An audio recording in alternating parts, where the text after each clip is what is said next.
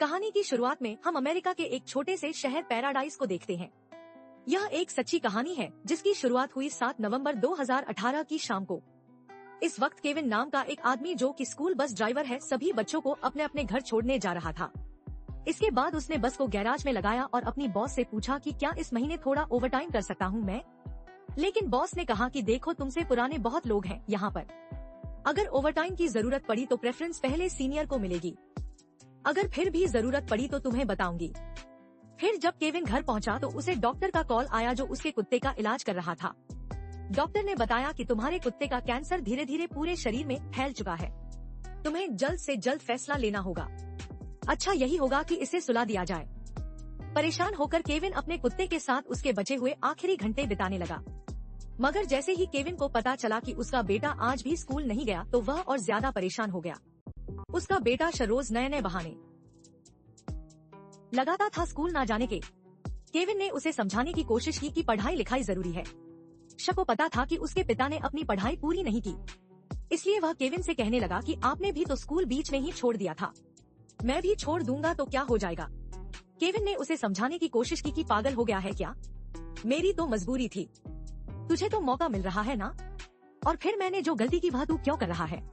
लेकिन ने बस चिल्लाकर म्यूजिक की आवाज बढ़ा दी ताकि उसके पिता की बात उसे सुनाई ही ना दे। केविन अपने परिवार को खुश रखने के लिए दिन रात मेहनत करता था। वह अपने बेटे को एक बेहतर जिंदगी जीते हुए देखना चाहता था। खैर उदास होकर अब केविन अपने कुत्ते को लेकर डॉक्टर के पास चल दिया। जब वह केविन की जिंदगी में आया था तो बस एक छोटा सा प्यारा सा पिल्ला था। इतने लंबे समय तक वो केविन का सबसे खास दोस्त रहा है। उसने बड़े भारी मन से डॉक्टर से कहा कि सुला दीजिए इसे, अब मैं इसे और परेशान होते हुए नहीं देख सकता। अगले दिन अचानक से मौसम बहुत खराब हो गया, तेज हवाएं चलने लगी, तूफान रुकने का नाम ही नहीं ले रहा था। तभी एक बिजली के खंभे में जोरदार धमाका हुआ और बिजली की तारें सूखे हुए पहाड़ों के ऊपर गिर गई। देखते ही देखते वहाँ हर तरफ आग फैल गई। ठीक इसी सुबह जब केविन अपने काम पर पहुँचा तो उसने महसूस किया कि आसमान कुछ काला सा है। फिर वह रोज की तरह अपनी बस लेकर बच्चों को स्कूल छोड़ने निकल पड़ा। जब केविन वापस आया तो रूबी ने उससे कहा कि बस को मैकेनिक के पास ले जाओ, सर्विस करवा ही लो, इसकी ओवरटाइम दे दूंगी तुम्हें। ठीक उसी वक्त फायर डिपार्टमेंट को एक ट्रक ड्राइवर का कॉल आया और उसने पहाड़ों में लगी हुई आग की जानकारी फायर डिपार्टमेंट को दी। यह सुनते ही पूरा डिपार्टमेंट हरकत में आ गया। वह सीधा जहां आग लगी थी वहां के लिए रवाना हो गए। कुछ देर बाद ही उन्हें आग की लपटें दिखाई देने लगी। दूसरी तरफ केविन अपनी ड्यूटी कर रहा था, लेकिन तभी उसे अपनी माँ का फोन आया। उन्होंने बताया कि शॉन की तबीयत बहुत खराब है, हमें उसे जल्दी ही हॉस्पिटल ले जाना पड़ेगा। दूसरी तरफ फायर फाइटर्स की टीम आग के नजदीक पहुंचने ही वाली थी। तभी मैकेंजी ने हिसाब लगाया कि आग का सामना करना बहुत खतरनाक होगा, उन्हें तुरंत बैकअप टीम को बुलाना होगा। सिर्फ उनके बस की बात नहीं है। केविन ने बस को सर्विस के लिए छोड़ने से पहले अपनी माँ को फोन किया और कहा कि एक बार चेक करना, शको ज्यादा बुखार तो नहीं है। लेकिन तभी उसने देखा कि धुएं और राख के काले बादल उनकी तरफ आ रहे हैं। साथ ही वह जल्दी से अपने बेटे के लिए दवाई लेने चला गया। नुकसान को कम करने और आग को फैलने से रोकने के लिए फायर चीफ ने आर्डर दिए कि पूरे शहर की बिजली को बंद कर दो। लेकिन अब तक आग बहुत खतरनाक हो चुकी थी। आसपास के इलाके के कई घर आग की लपटों से घिर चुके थे और वहाँ के लोग उस इलाके से बाहर निकलने के लिए बेचैन होने लगे। आग की लपटों में आ गए घरों के लोगों को बाहर निकलते हुए देखकर हॉपकिंस को समझ आया कि बात बहुत ज्यादा बढ़ चुकी है। अब उसने तुरंत मेडिकल टीम को भी बुलाया। घर जाते वक्त केविन को उसकी बॉस रूबी का फोन आया जिसने उसे आर्डर दिया कि बस को जल्दी से गैराज में वापस ले आओ, आग फैल रही है पूरी जगह पे। लेकिन केविन को नौकरी से ज्यादा अपने बेटे की चिंता हो रही थी। वह ऑर्डर्स न मानते हुए दवाई की दुकान पर रुक गया। दुकान से बाहर आकर केविन ने देखा कि धुएं का वह बादल और ज्यादा घना होता जा रहा है और अब अपनी नौकरी बचाने के लिए वह जल्द से जल्द गैराज की तरफ बढ़ने लगा। इसी बीच फायर चीफ को पता चला कि जहां पर आग लगी है वहां पर ट्रक्स नहीं पहुंच पाएंगे, इसीलिए वह पहाड़ों में फैल रही आग को रोकने के लिए एयरप्लेन्स की मदद मांगने लगे। उनके ट्रक उस एरिया से बचे हुए लोगों को निकालने का काम कर रहे थे। जब हॉपकिंस को महसूस हुआ कि वह सबको वक्त रहते आग से नहीं निकाल पाएगा तो उसने गाड़ी को एक छोटे तालाब के पास रोककर सबको पानी में भाग जाने को कहा। मदद मांगते हुए वह सबको शांत और सुरक्षित रखने की कोशिश कर रहा था। उधर हेडक्वार्टर्स में हवा के रुख को देखते हुए यह हिसाब लगाया गया कि जल्द ही पैराडाइज शहर इस आग की चपेट में आ जाएगा, इसीलिए पूरे पैराडाइज शहर को खाली करने का आर्डर जारी कर दिया गया। लेकिन उस फैली हुई आग और बिजली न होने की वजह से सभी सिग्नल फेल हो गए। तेज हवा की वजह से एयरक्राफ्ट भी आग को रोक नहीं पा रहे थे और अब टीचर्स बच्चों को घर पहुंचाने का रास्ता ढूंढने लगे। गैराज जाते हुए केविन को अपनी पिछली पत्नी लिंडा का कॉल आया, जिसे पता चल गया था कि शव बीमार है। लिंडा ने चिल्लाते हुए कहा कि तुम्हारे पास छोड़ना ही नहीं चाहिए था मुझे उसे। क्या ध्यान रख रहे हो तुम? इतना कहकर लिंडा ने फोन काट दिया, जिस वजह से केविन ने परेशान होकर गाड़ी रोक दी और अपने बेटे को फोन करने लगा पर कोई जवाब नहीं मिला। तभी उसने अचानक से बस अपने घर की तरफ घुमा दी। उधर मैरी स्कूल से बच्चों को उनके पेरेंट्स के साथ वापस भेज रही थी और जिनके माँ बाप नहीं आए थे उसके लिए उसने प्रिंसिपल से पूछा कि अब क्या करें। तभी प्रिंसिपल ने गैराज में फोन करके रिक्वेस्ट की और बस मंगवाई। रूबी ने सभी ड्राइवर से पूछा कि कौन स्कूल के आसपास है। तभी केविन ने जवाब दिया कि मैं बच्चों को पिक कर लूंगा। स्कूल के बाहर पहुंचकर उसने हॉर्न बजाया, लेकिन हॉर्न की आवाज किसी को भी सुनाई नहीं दी, जिसके बाद वह भागकर क्लास में गया और मैरी से बच्चों को बस तक ले जाने में मदद मांगी। मैरी को लगा कि वह इतने सारे बच्चों को अकेला नहीं संभाल पाएगा, इसीलिए वह बच्चों के साथ खुद भी बस में बैठ गई और दोनों मिलकर पैराडाइज स्कूल का सबसे तेज और छोटा रास्ता ढूंढने लगे। सभी सड़कों पर खतरनाक जाम था, तो केविन ने रॉन्ग लेन से जाने की कोशिश की, लेकिन तभी अचानक से आग बुझाने वाला ट्रक आ गया। वो लगभग टकराने ही वाले थे लेकिन बाल बाल बच गए। रोड के साइड में भी छोटी छोटी जगहों पर आग लगी हुई थी। वो उसके ऊपर से होते हुए एक सेफ जगह पर पहुंच गए। उधर रूबी रेडियो पर केविन से बात करने की कोशिश कर रही थी, लेकिन कोई जवाब नहीं मिला। फिर उसने अपने असिस्टेंट से फोन करवाया तो पता चला कि केविन के फोन में सिग्नल भी नहीं है। ठीक उसी वक्त पूरे पैराडाइज शहर को भी आग लगने से पहले खाली करने के आर्डर दे दिए गए, क्योंकि आग अब पूरी तरह बेकाबू हो चुकी थी।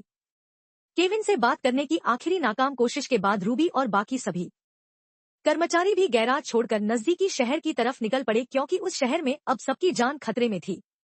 सफर के दौरान केविन मैरी से बातें करने लगा ताकि वह थोड़ा शांत हो सके और तब उसे पता चला कि मैरी ने अपनी पूरी जिंदगी इसी छोटे से शहर में गुजारी है, जबकि केविन अपनी जवानी के दिनों में यहाँ से चला गया था। वह कुछ महीने पहले ही लौटा जब उसे अपने पिता के गुजर जाने की खबर मिली। इस अफरा तफरी के बीच मैरी अपने 15 साल के बेटे जेक और अपने पति को याद करके खुद को शांत करने की कोशिश करने लगी। शांत होने के बाद वह बच्चों को देखने पीछे चली गई और उन्हें भी हौसला देने की पूरी कोशिश कर रही थी। तभी पता चला कि हॉस्पिटल भी आग की चपेट में आ चुका है। रे ने अपनी टीम को भेजा ताकि मरीजों को बचाया जा सके और तभी उसे खबर मिली कि आग जितना उन्होंने सोचा था उससे बहुत ज्यादा तेज फैल रही है। लोगों के लिए निकलने का रास्ता ढूंढते हुए फायर फाइटर्स को पता चला कि सारी सड़कें जाम हो चुकी हैं, क्योंकि बहुत से ड्राइवर्स अपनी गाड़ियों को बीच सड़क में ही छोड़कर भाग गए। तब रे ने अपने आदमियों को जाम में फंसी हुई गाड़ियां हटाने के आर्डर दिए, वरना जाम में फंसने की वजह से और ज्यादा लोग आग की चपेट में आ जाएंगे। जब केविन को पता चला कि हाईवे भी जाम हो चुका है तो वह बुरी तरह घबरा गया और एक बार फिर से उसने अपने बेटे को फोन लगाया, लेकिन शाह अभी भी फोन नहीं उठा रहा था। केविन उसकी फिक्र में और परेशान हो गया, क्योंकि वह जानता था कि उसकी दादी तो उसे गाड़ी में ले जा नहीं पाएगी। खैराक को पास आते देखकर केविन ने मैरी से कहा कि स्टीयरिंग संभालो और वह खुद नीचे उतरकर जाम को थोड़ा खुलवाने लगा ताकि वह लोग जल्द से जल्द वहां से निकल सकें। रास्ते को थोड़ा साफ करने के बाद केविन ने दोबारा स्टीयरिंग संभाला। यह सोचकर उसने चैन की सांस ली कि अब तो पैराडाइज स्कूल से हम कुछ ही मीटर दूर हैं। लेकिन उनकी परेशानियां तो अभी शुरू ही हुई थी। वहां पहुंचकर उन्होंने देखा कि स्कूल भी आग की लपटों में झुलस रहा है और रेडियो बंद होने की वजह से रूबी इस बारे में उसे बता भी नहीं पाई। जल्द ही मैरी बस से उतर गई। उसे उम्मीद थी कि कुछ बच्चों के माँ बाप तो उन्हें ढूंढते हुए यहाँ पर आए होंगे, लेकिन जल्द ही वह समझ गई कि यहाँ पर कोई नहीं है। सभी इंसान यहाँ से जा चुके हैं। उसे समझ नहीं आ रहा था कि वह क्या करे। उसने केविन से कहा कि हमें बच्चों को लेकर जल्दी ही दूसरे शहर में जाना होगा। शायद बाकी लोग भी आग से बचने के लिए वहीं गए होंगे। अपने आसपास हर तरफ आग और राख देखकर बच्चे बहुत घबरा गए थे। उन्हें लग रहा था कि वह कभी अपने माँ बाप से नहीं मिल पाएंगे, लेकिन मैरी उन्हें जैसे तैसे शांत करने की पूरी कोशिश कर रही थी। इस इलाके से बाहर निकलने के लिए जब केविन एक बड़े हाईवे की तरफ बढ़ा तभी उसने देखा कि बिजली की तार हिल रही है और फिर अचानक उनमें से एक तार टूटकर नीचे भी गिर गई, जिस वजह से कई दुर्घटनाएं हुई। बस को उस तार के करंट से बचाने के लिए केविन को एक दूसरा रास्ता पकड़ना पड़ा। वह सामने लगी हुई एक लकड़ी की दीवार को तोड़ते हुए आगे निकल गया। इस खतरनाक मोड़ के बाद वह हाईवे तक तो पहुंच गया, लेकिन यह देखकर तो वह सदमे में पहुंच गया कि पूरी सड़क बर्बाद हो चुकी है। गाड़ियों के बीच फायर फाइटर्स और पुलिस ऑफिसर्स अपनी जान जोखिम में डालकर लोगों को जैसे तैसे बचा रहे हैं। तभी केविन की नजर कुछ हथियार बंद लोगों के ऊपर गई जो जबरदस्ती गाड़ियों को लूटते फिर रहे थे। वह बस को भी हथियाने की कोशिश करने लगे। बच्चों को सुरक्षित रखने के लिए केविन ने दूसरी लेन में बस को चढ़ा दिया और एक के बाद एक कट मारते हुए जैसे तैसे रास्ते को पार कर लिया। उधर पड़ोसी शहर में रूबी यह पता लगाने की कोशिश कर रही थी कि क्या केविन का कोई अतापता लगा है। वह बच्चों से भरी हुई एक बस चला रहा है, लेकिन एक ड्राइवर ने बताया कि वह तो अभी तक यहाँ पहुंचे ही नहीं। इस पर रूबी बच्चों के माँ बाप को तसल्ली देने की कोशिश करने लगी, लेकिन वह शांत कैसे हो जाते। वह अपने बच्चों की फिक्र में बहुत परेशान थे। इधर केविन मेन रोड से कुछ मील की दूरी पर था। तभी वह एक वर्कशॉप के पास पहुंच गया जहां वह अपनी जवानी के दिनों में काम किया करता था। उसकी जानकारी के हिसाब से उस बिल्डिंग के दूसरी तरफ एक सड़क है जो उन्हें शहर से बाहर निकाल देगी। वो निकलने ही वाले थे कि तभी बस में बैठे हुए एक बच्चे की तबीयत बहुत खराब होने लगी। इस धुएं और घबराहट ने बच्चों के शरीर पर बहुत असर डाला था। यह देखकर मैरी ने केविन को गाड़ी रोकने को कहा और वह बच्चे के लिए पानी ढूंढने निकल पड़ी। जाते हुए उसने केविन से कहा कि अगर वह 5 मिनट में वापस नहीं आई तो बिना उसके सफर जारी रखे। मैरी वहां पानी ढूंढते हुए एक वैन में घुस गई और वहां उसे पानी की बोतल से भरी हुई एक क्रेट मिली। वह दौड़कर बस की तरफ लौट ही रही थी कि तभी रास्ते में उसे एक हथियार बंद आदमी दिखाई दिया। लेकिन तभी अचानक से पीछे एक धमाका हुआ, जिस वजह से उस आदमी का ध्यान भटका और मैरी भागकर बस में चढ़ गई। केविन ने बस का इंजन स्टार्ट कर लिया, लेकिन धमाके से उठी आग ने उसका रास्ता रोक लिया और उसे बस तक पहुंचने के लिए थोड़ा घूम कर जाना पड़ा। वर्कशॉप से निकलते ही थोड़ी देर बाद ही बस एक सुनसान कच्ची सड़क पर पहुंच गई। केविन ने बताया कि यही सड़क उन्हें वापस मेन हाईवे तक ले जाएगी, लेकिन दिक्कत यह है कि वहां तक पहुंचने के लिए उन्हें एक बड़ी घाटी को पार करना होगा, जहां बहुत ही पतली सड़क है। यह रास्ता बहुत ही ज्यादा पतला था। अगर थोड़ी सी भी गलती हुई तो जान से हाथ धोना पड़ेगा। रास्ते में केविन को कुछ लोग दिखाई दिए जो उस तरफ जा रहे थे जहां से केविन आया था। तब उसे समझ आया कि मेन सड़क पर जरूर पहले ही कब्जा हो गया होगा। जब वह लोग वहां से चले गए तो केविन ने नीचे उतरकर ध्यान से देखा कि उनके पास कोई रास्ता है भी यहां से निकलने का। जल्द ही उसे समझ आया कि उनकी बस आग के बीचों बीच आ चुकी है, कोई उन्हें बचाने तक नहीं पहुंच पाएगा। केविन वापस बस में लौट आया और इस नतीजे पर पहुंचा कि बच्चों को बचाने का सिर्फ एक ही तरीका है, अब उन्हें बस के अंदर ही इंतजार करना होगा। केविन को उम्मीद थी कि आग के उन तक पहुंचने से पहले ही फायर फाइटर्स उसे बुझा देंगे, लेकिन अगर ऐसा नहीं हुआ तो वह लोग जल्द ही मारे जाएंगे। इस दौरान केविन ने मैरी को उसकी मदद करने के लिए कहा। अपनी कमीज के छोटे छोटे टुकड़े काटकर उसने मैरी से कहा कि इन कपड़ों को पानी से भीगा दो ताकि बच्चे उसे एयर फिल्टर की तरह इस्तेमाल कर सके, और साथ ही केविन टेप से सभी डक्ट्स को बंद करने लगा ताकि धुएं को बस के अंदर आने से रोका जा सके। यह सब करके वो भगवान से प्रार्थना करने लगा। कई घंटों तक आग पर काबू पाने की नाकाम कोशिश के बाद बेटी ने अपने बॉस से अकेले में बात करने की गुजारिश की। उसने बताया कि हमें रिपोर्ट मिल रही है कि कई लोग आग की वजह से अपनी गाड़ियों के अंदर फंसे हुए हैं। इसके अलावा हजारों लोग पैदल ही अपनी जान बचाने के लिए इधर उधर दौड़ रहे थे, और अगर फायर फाइटर्स इस मुसीबत को जल्द से जल्द काबू में नहीं ला पाए तो सुबह तक जान गंवाने वालों की संख्या कई हजारों में होगी। यह सब सुनकर रे को एहसास हुआ कि उसे आग बुझाने और लोगों को बचाने के बीच में फैसला करना होगा। फंसे हुए लोग बहुत ज्यादा थे तो उसने अपने सभी फायर फाइटर्स को ऑर्डर दिया कि जल्द से जल्द लोगों को बाहर निकालो, इसी चीज पर ध्यान दो। उधर बस में केविन ने बच्चों को खिड़कियों से थोड़ा दूर रहने को कहा क्योंकि बहुत ज्यादा बढ़े हुए टेम्परेचर की वजह से अब शीशे गर्म होने लगे थे। अब वह अपनी सीट पर बैठकर दिमाग को शांत करते हुए मदद का इंतजार करने लगा। उधर मैरी ने बताया कि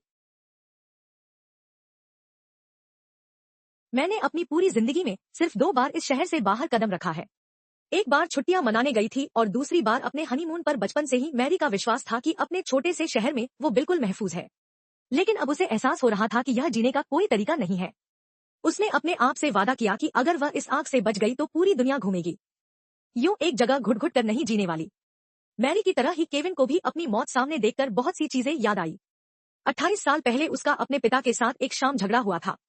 मैं 16 साल का था, इतना नाराज हो गया कि घर छोड़ दिया। फिर एक दिन अचानक माँ का फोन आया कि पापा बहुत बीमार हैं। मैंने सोचा कि एक आखिरी बार मिलकर सब कुछ ठीक कर लूंगा, लेकिन जब तक वापस आया वह जा चुके थे। अपने पिता को खोने के बाद केविन ने सोचा कि अपने बेटे के साथ अपना रिश्ता सही रखूं, लेकिन उस तरफ भी चीजें कुछ खास सही नहीं थी। यह सोचकर केविन रोने लगा कि मैं ना तो एक अच्छा बाप बन पाया ना ही बेटा। उसी समय जैसे ही केविन को एहसास हुआ कि आग बस के करीब पहुंच रही है, तभी वह फुर्ती दिखाते हुए आग बुझाने वाला सिलेंडर लेकर बाहर निकला ताकि आसपास की आग को बुझाए उन्हें और समय मिल जाए। वो मैरी के साथ मिलकर बच्चों की जिंदगी को जितना लंबा हो सके उतना खींचने की कोशिश करता रहा। जब उसे समझ आ गया कि वह आग को गाड़ी तक पहुंचने से नहीं रोक पाएगा, अब उन्हें आग की चादर से होते हुए ही जाना पड़ेगा। उसी पल उसे पता चला कि गर्मी की वजह से इंजन काम करना बंद कर चुका है, तो वह जल्दी से उसे ठीक करने के लिए दौड़ा। कुछ देर बाद उसने अंदर बैठी मैरी से कहा कि जल्दी से चाबी घुमाओ। खुशकिस्मती से इंजन स्टार्ट हो गया। अब केविन ने जल्दी से स्टीयरिंग संभाला और आग के बीच से गाड़ी निकालने के लिए रेस पर जोर से पैर रख दिया। जैसे ही वह आग की लपटों के बीच से गुजरे, बच्चे घबरा गए और उन्हें लगा कि शायद वह अपने माँ बाप को दोबारा कभी नहीं देख पाएंगे। उस पल के लिए मैरी भी बहुत बुरी तरह डर गई। उसने अंदर ही अंदर अपनी मौत को अपना लिया था, लेकिन केविन फैसला कर चुका था कि वह कुछ भी करके बच्चों को सही सलामत उनके माँ बाप तक पहुंचाएगा। कुछ ही मिनटों में वह आग के बीच से गाड़ी निकालने में कामयाब हो गया। कुछ ही देर में वह आखिरकार सड़क पर पहुंच गए, पैराडाइज शहर पर छाए हुए धुएं के बादलों से दूर। केविन ने आखिरकार चैन की सांस ली। मैरी को तो इस बात पर यकीन ही नहीं हो रहा था कि वह लोग जिंदा बच गए हैं। थोड़ी देर बाद बस पड़ोसी शहर के रेफ्यूजी सेंटर पहुंची और बच्चे फिर से अपने माँ बाप से मिल गए। यह देखने के बाद कि सभी बच्चों को उनके माँ बाप के हवाले कर दिया गया है, मैरी ने खुशी के मारे केविन को गले लगाया और उन सबको सही सलामत शेल्टर तक पहुंचाने के लिए शुक्रिया कहा। तभी उसने अपनी बहन को अपने बेटे के पास खड़ा देखा और वह यह देखकर बहुत खुश हुई कि दोनों सही सलामत हैं। क्योंकि स्टीवन शहर से बाहर था, इसलिए मैरी जानती थी कि वह खतरे में नहीं है। दूसरी तरफ जब केविन रूबी से मिला तो रूबी की आंखों में आंसू आ गए। रूबी ने उसकी बहादुरी को सलाम किया कि इतनी मुसीबत के समय पर भी तुम काम करते रहे। खैर, अपना मिशन पूरा करने के बाद केविन को अपनी माँ और बेटे की चिंता हो रही थी। लिस्ट देखने पर उसे पता चला कि उनके नाम तो यहाँ है ही नहीं। घबराकर केविन पूरे शेल्टर में अपने परिवार को ढूंढने लगा। तभी उसने एक एम्बुलेंस के पास अपनी माँ को इलाज करवाते हुए देखा, तो केविन ने तुरंत उनके पास जाकर पूछा कि माँ, आप यहाँ तक कैसे पहुंची। जेरी ने बताया कि हमारा जो पड़ोसी है वह मुझे घर से सीधा यहाँ ले आया, जबकि शको उसकी माँ लिंडा अपने साथ ले गई।